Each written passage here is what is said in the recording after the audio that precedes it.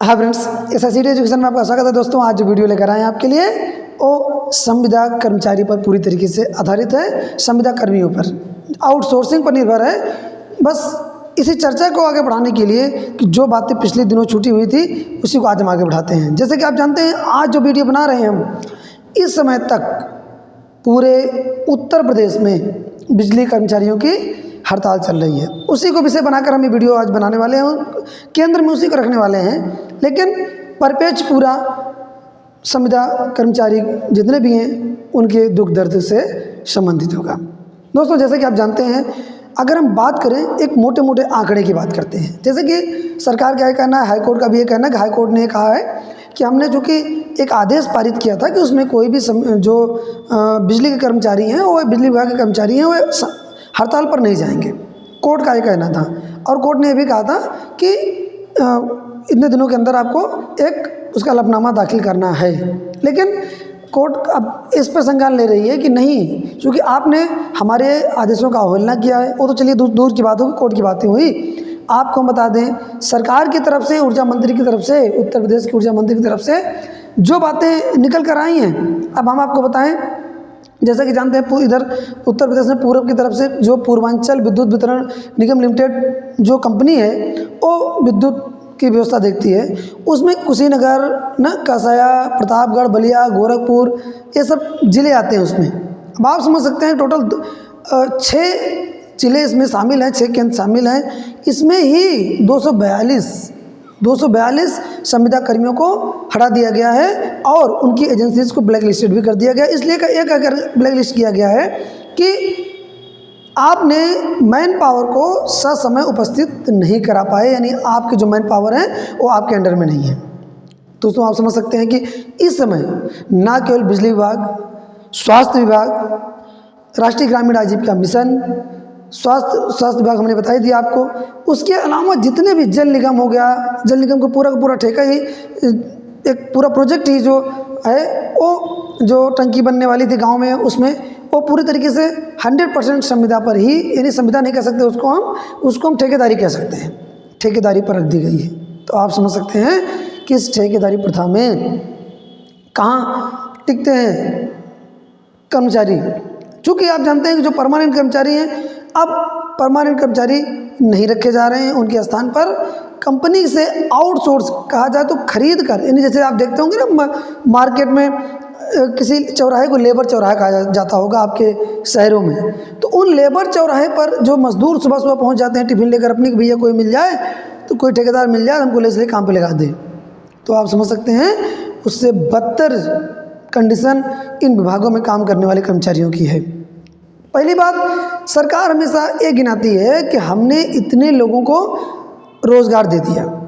Vacancy आती है, अभी आपने देखा होगा इन्वेस्टर समिट हुई है, तो उसमें सरकार ने कहा कि हम 93 लाख प्लस रोज़गार देंगे।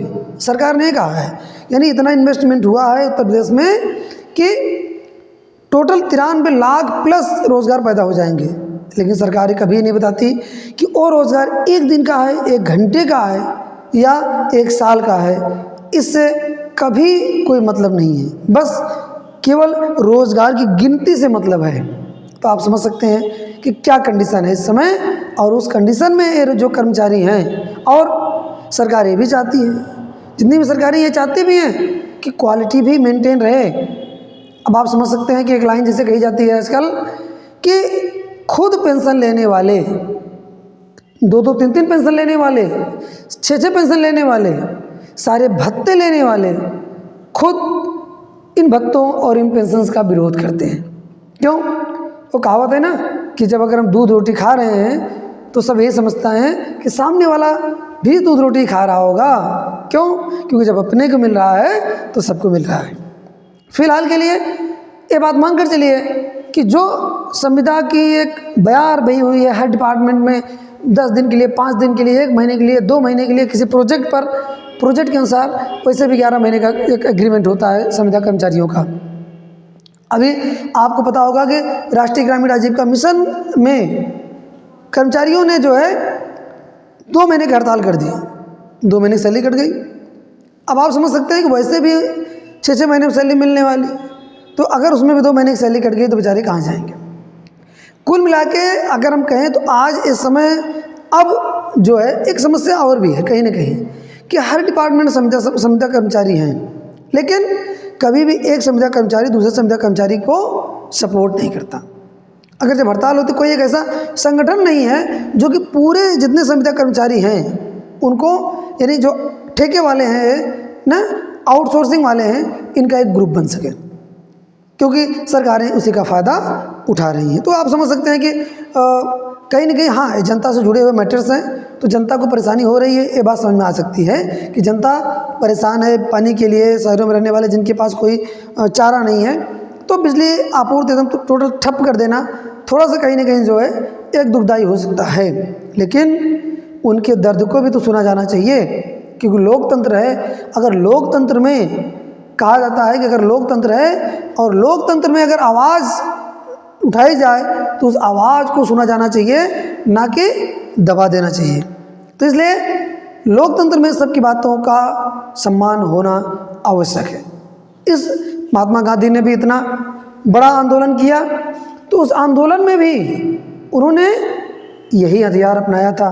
सरकारें आज बात तो महात्मा गांधी करती हैं, उनके सिद्धांतों पर चलने की बात करती हैं, लेकिन कर्मचारियों को, किसानों को या अन्य जो वर्ग हैं, हर व्यापारी वर्ग हो, कोई भी वर्ग हो, उनको धरने प्रदर्शन से मना करती है। कोर्ट भी अब तो असंवैधानिक घोषित कर चुकी है। कोर्ट ने भी जो हड़ताल है, हड़ताल को जो है असंवैधानिक घोषित कर दिया है, यानी अब कोर्ट से भी इसे अमली जामा पहना जा चुका है, कानूनी रूप भी दिया जा चुका है कि अब ना आप अगर कहीं और जाते हैं, अंतिम में आदमी जब परेशान होता है तो कहाँ जाता है? कोर्ट की शरण लेता है।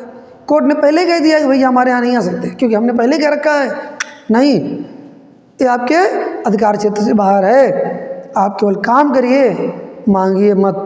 अगर आप मांग रहे हैं तो गलत कर रहे हैं।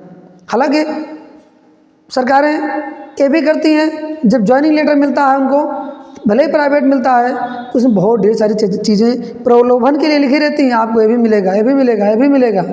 बाद में काम लेने वाले कौन? सरकारी कर्मचारी, लेकिन सैलरी देने के नाम पर, हटाने के नाम पर कौन? प्राइवेट हैं आप, आपकी एजेंसी जाने। यानी कहने का मतलब पूरी तरीके से कंट्रोल, गवर्निंग बॉडी आपकी जो है वो सरकारी मशीनरी है, लेकिन वो सरकारी मशीनरी केवल गवर्निंग के लिए है, ना कि आपके समस्याओं को सुनने के लिए। जब समस्याओं का लेटर आप बना कर देंगे तब आपसे कहा जाएगा कि आप चूँकि हमारे कर्मचारी नहीं हैं, आप उस एजेंसी के कर्मचारी हैं, तो आप समझ सकते हैं कि अगर आप उससे कर्मचारी हैं तो वहीं जाइए। तो वहाँ से आपको मिलना नहीं, क्योंकि वो तो ठेकेदार है। ठेकेदार वैसे भी आज नहीं, पुराने ज़माने से मशहूर रहे हैं लोगों को शोषण करने के लिए। तो कैसे आप ये कह सकते हैं कि जो ठेकेदार हैं वो आपकी बातों को सुन लेंगे। फ़िलहाल के लिए इतना ही, लेकिन इसी प्रकार की वीडियोस के लिए, समसामयिक विषयों के लिए बने रहिए। ये SICT एजुकेशन। धन्यवाद।